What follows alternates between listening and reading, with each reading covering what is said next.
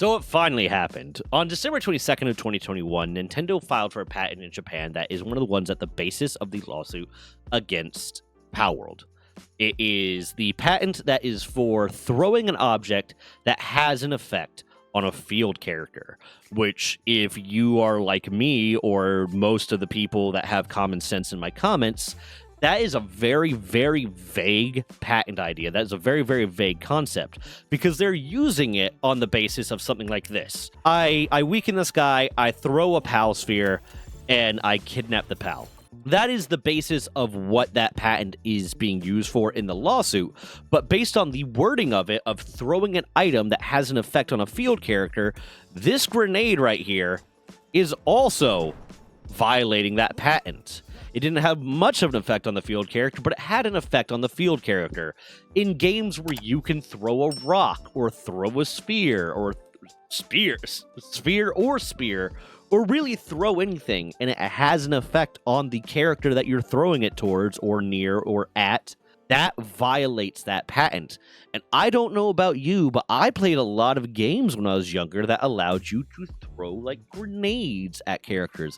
Time Splitters allows you to throw a brick at a field character. There's a lot of games that have things like javelins that you throw at field characters that has an effect on that field character. So that patent is ridiculously broad. But they also filed for a lot of these patents in the United States, and originally a lot of the patents ended up being denied in the United States, which required Nintendo to either amend them within, I believe, a 3-month period to fix the reasons that they were denied, or just wait a while and refile for those patents. But either way, it appears that the United States Patent Office at least got this one right. They said whatever reasons they had, the patents are too broad, there's prior art, they're really not encompassing anything new, because one of the things with patent law, like just put it overly simple, if it is something that a person with a regular amount of skill in the art that is being patented, or the art as in like the technical field that the thing is being patented for could easily come up on their own, it shouldn't be patented. Either way, the patent office seemed to have gotten it right and denied the patent to Nintendo. But as you might be aware, recently, Nintendo successfully got a patent in the United States for the very concept of a creature capture game. That was 2-3 weeks ago at this point. They got a patent for the very concept of a creature capture game. And now, on September 16th, they were granted a patent for that very thing that was previously denied. Throwing an object that has an effect on a field character. Not a capture device that has an effect on a field character. Throwing an object, throwing an item. The specific word is a player character is caused to launch in the aiming direction an item that affects a field character disposed on a field in the virtual space, based on a third operation input. This one also has this specific patent. It is US Patent 124151133.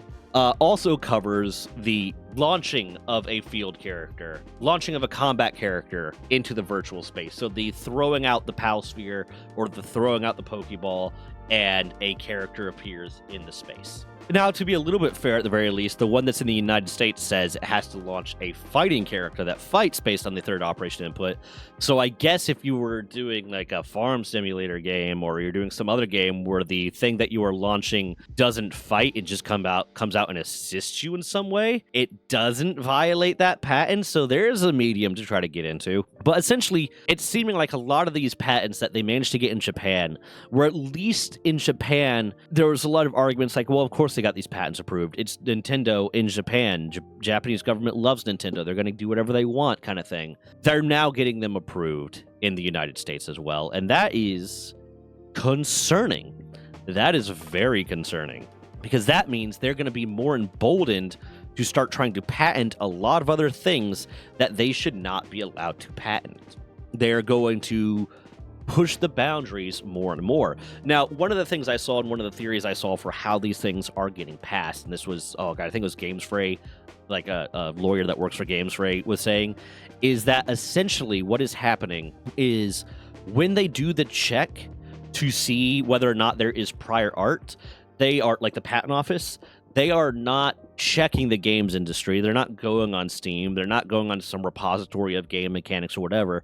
They are going into their own patent office files and the other patents that exist or have already been applied for, and saying, oh, well, there's nothing here that says this already exists, so it must not already exist. It must be completely new and unique. But since it doesn't already exist as a patent, there's no prior art for the clerk at the patent office to check.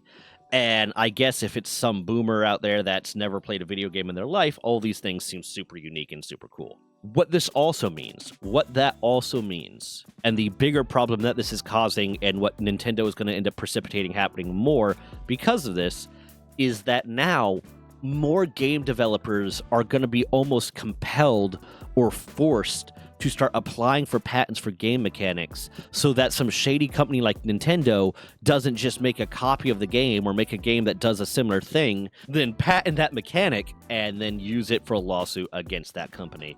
Because that's effectively what they are doing with Power right now. So now we're probably going to end up seeing a lot more video game mechanics happening. We're going to see a lot more mechanics for video games being put forward. Did I say that right? Patents for mechanics for video games being put forward just so people can cover their own ass. And that is a concerning thing that Nintendo is now almost forcing game developers to do, because there's no other way for them to safely protect their games. But that's that. But there's also a few other ones I wanted to talk about, and I haven't gotten the chance to look into these ones all that well. And sorry if I'm seeming a little bit off or whatnot. I appear to be coming down with the sickness. I'm not feeling super great. I woke up this morning with a massive headache and congested and blah, blah, blah. So like I'm a little bit out of it, but I wanted to talk about this while it's still fresh, because this patent just came out and was approved on September 16th of this year. These are a few that, like, I'm not quite sure what they might be going after, or I might know what they're going after, but I want to look into them more. But I'm going to bring them up right now to get your guys' opinions on them, get the comment section's opinions on them, and then when I'm feeling a little bit better, I'm going to deep dive into them a little bit more. But one, a patent that was approved on September 16th as well. A first character disposed is controlled based on an operation input, and a second character is controlled automatically in a first mode. The second character is controlled based on an operation input in a second mode. The control of the first character includes at least performing an attack action using a combination weapon object generated by combining a weapon object with an item object. The control of the second character includes at least performing an attack action using an item object attached to a part of the second character.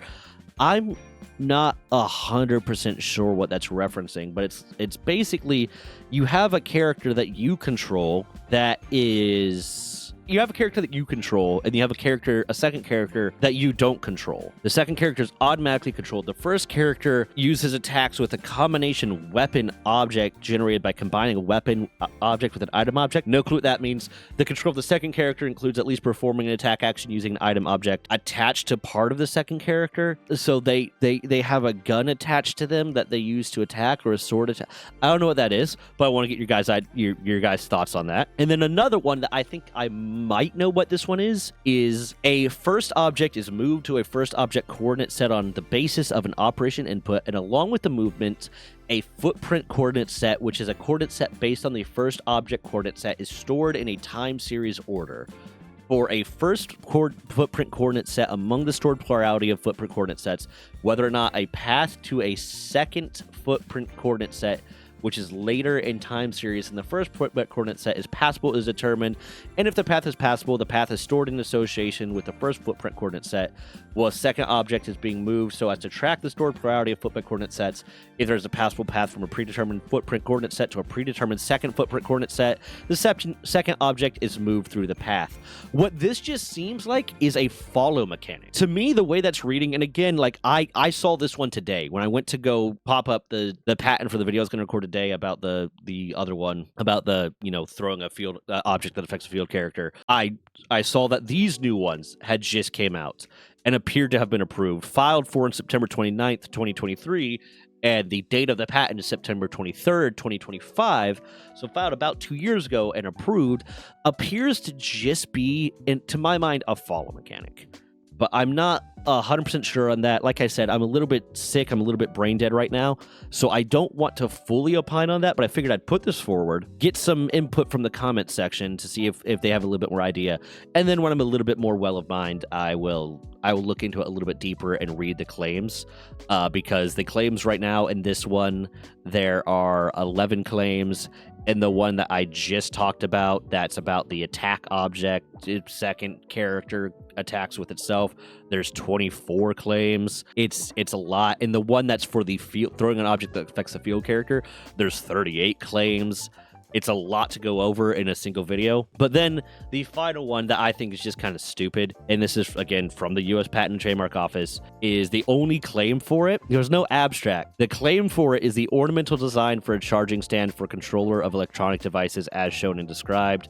Mammoth pop up the picture of it, because this doesn't look wholly unique. I've seen so many charging stands that look like this, so I don't know what they're going for with this. But I'm going to leave that there. I have a massive headache, but this is just something I saw and I wanted to talk about and get into a little bit more. Because one, with the initial claims, with the initial thing I was talking about, they got a patent in the United States that they gotten in Japan that was used to target Palworld, which opens the door for them to sue Palworld in the United States as well, even more than or along with the one for creature capture games. Luckily, the United States has the concept of summary judgment, so hopefully it gets shot down in court a little bit faster.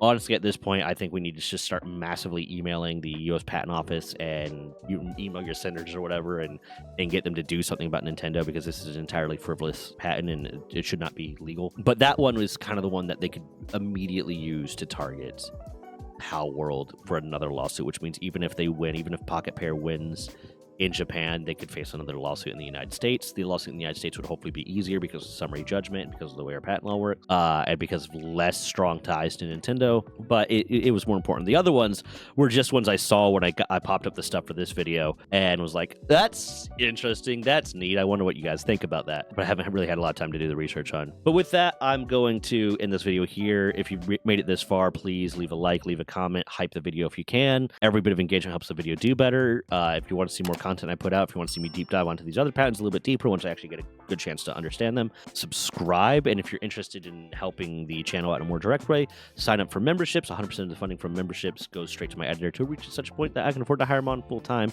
I'm very tired. I need to eat something. I need to drink some water, and I need to try to get some sleep tonight. Good night, goodbye, good luck.